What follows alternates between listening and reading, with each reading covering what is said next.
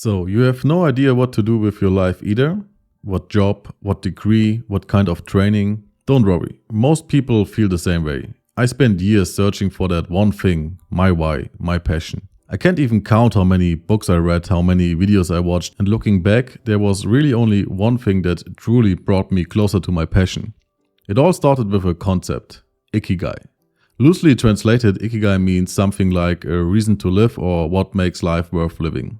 We often feel like we need to find one specific thing right now that we are going to do for the rest of our lives. And that expectation creates an enormous amount of pressure. But I believe that just as we evolve and change throughout life, so do the things we want to do. What Ikigai means to you today is still an open question. And what Ikigai will mean to you in 10 years, that's even a bigger question. That's completely normal. And that's also why I have a bit of a problem with the word calling. The word calling always sounds so final. It carries a kind of heaviness. And if I told you that today you had to decide what you will do for the rest of your life, you probably wouldn't even want to make that decision at all. So you can relax a little. Whatever you end up with here, it doesn't have to be forever. And that alone makes the decision feel a bit easier, doesn't it? The big question now is, how do we find the kind of work that truly fulfills you? To explore that, let's take a look at this graphic, the IKIGAI model. Each of the 4 circles stands for a question. What do you love to do? What are you good at? What does the world need? And what can you get paid for? The intersection of these 4 circles is essentially your Ikigai, your passion, your calling, your why, whatever name you want to give it. Take a few minutes now and write down a few thoughts for each question, whatever comes to your mind. When I asked myself these 4 questions, I realized that I did find them inspiring and I could more or less answer all of them, but somehow they didn't actually lead me to my passion. If they did lead you to yours, congratulations. If not, no worries. I'm about to show you a slightly different version of the model that can help you get there. I believe there's a reason why so many people don't find their passion through this model alone. Because the model raises a few important questions. When we immediately start looking for something that the world needs and something we can get paid for, we're already chasing money and recognition again. Those things that often cloud our vision and pull us away from our true passion. From the state where you do something simply for the sake of doing it. And do I really need to be good at my passion right away? Or can I start by learning and gradually get better over time? And do I really need to love my passion all the time? The word love seems to carry the expectation that it constantly brings us joy. But based on everything we know about life, there's really nothing that makes us happy all the time. We experience happiness only because there are times we are not happy. And when we notice the fire isn't burning as brightly as it used to, do we immediately have to move on to the next thing? These were some of the questions that came up for me while working with the Ikigai model. So now the real question is, how can we improve the model? As you've probably already realized, there are thousands of paths you could choose. Thousands of potential passions and the activities that come with them. But we tend to want to pinpoint one very specific thing. We want to picture it as clearly as possible. Almost like we are standing in front of that one true passion and asking, are you the one? But if we always focus our attention on just one possibility, we run into a problem. Because inevitably we'll start to wonder, what's just outside of my view? What's to the left or the right of this? Isn't there maybe something else that fits me even better?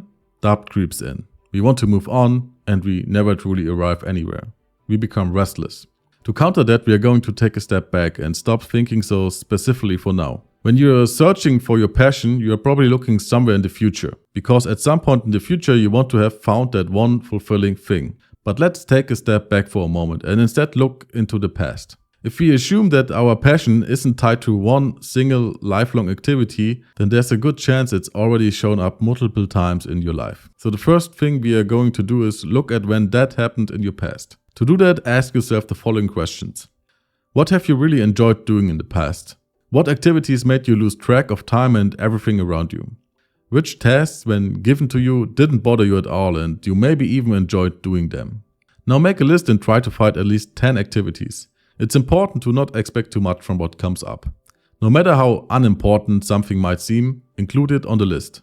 The idea is to identify the core, the essence behind these activities. So for each one, ask yourself, what was actually happening at the core here? Take something very specific like writing your thesis and make it a bit more abstract. In the thesis example, at its core you were creating something. If you liked giving advice to friends, then at its core you were helping others or giving. If you enjoyed organizing your room, at the core you were bringing order to things. And that's exactly how you should go through your entire list. For each point, ask yourself, what was really happening at the core of this activity? Now that you identified the individual cores of your past activities, it's time to extract the essence of your list. Imagine a funnel. Into that funnel you throw all the cores you've found, and now you're looking for the common denominator. To help with that, ask yourself questions like, which core came up most often? Which ones are somehow similar? And how could I summarize them in one word? In my case, for example, the core creating came up the most. Sometimes it was more like producing or making something, but at the end of the day, all of it could be summed up beautifully in the word creating. If your word shows up very often, you can stick to just one, but it's totally fine to include a second word if needed. Just try to not go beyond 2.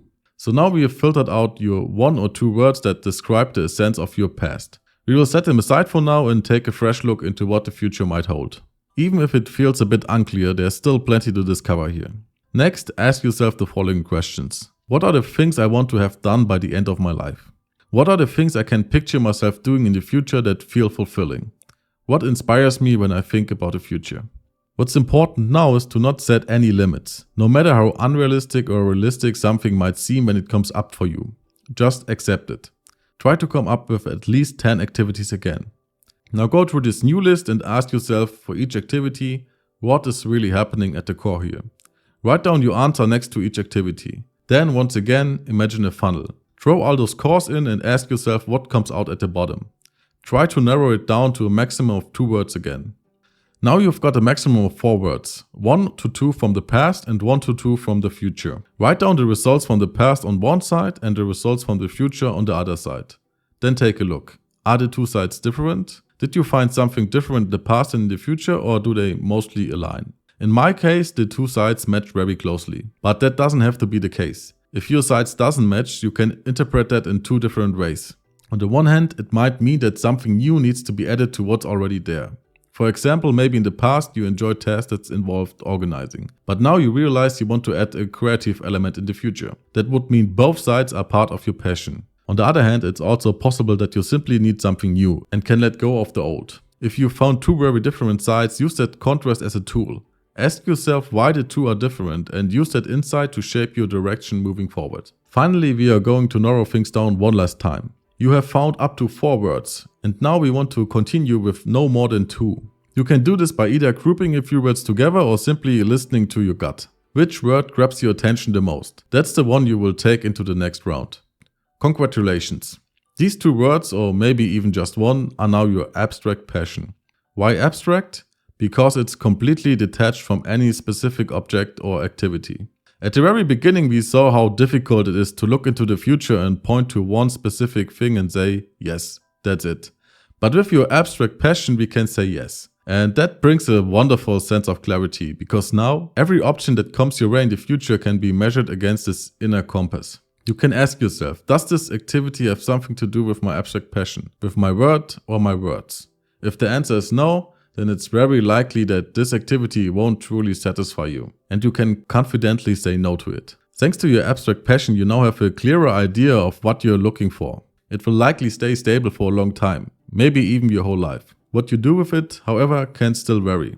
I can't imagine that creating will ever stop being my abstract passion, but I know I will express it in different ways over time. And that's exactly what your newly discovered abstract passion can be for you, a constant in your life.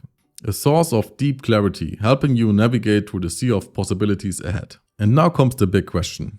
How do I go from my abstract passion to a concrete activity? And the answer is always the same. Try things out that feel right for you. Here's a suggestion. Design a project that you would be willing to start today and write it down. Don't set any limits for yourself. Use everything you discovered throughout this video so far. And maybe you will notice doubts creeping in again, because now things are getting real and you have to choose one thing. But remind yourself, there's a reason this project ended up on your page and not some other one. There's a reason you choose this idea, and believe me, this won't be your last project. And now comes the most important step. True passion only unfolds through action. It's not enough to just think about it. So ask yourself, how can I take the first step on this project? Maybe you can pursue it in a job or profession. Maybe you can realize it through freelancing, your own small business, or simply in your free time. All of these options are valid, and none is better than the others. I get that it's very appealing to earn a living from your passion, but we always need to come back to the core. That's not what it's ultimately about. But who knows what might come from something you start doing in your free time. It could grow into more than you ever imagined. So start with something that aligns with your abstract passion and see where it takes you. Preferably starting today. Good luck.